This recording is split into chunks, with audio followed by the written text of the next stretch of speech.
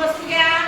तुम्हाला मी आज एक गंमत दाखवणार आहे, गंमत सांगणार आहे. तुम्हाला सगळ्यांना नऊचा पाढा येतो की नाही? सर्वांना नऊचा पाढा येतो. पण नऊच्या पाढ्याबद्दल मी वेगळं गंमत दाखवणार आहे. बघा, नऊच्या पाढ्याची गंमत बघायचंय.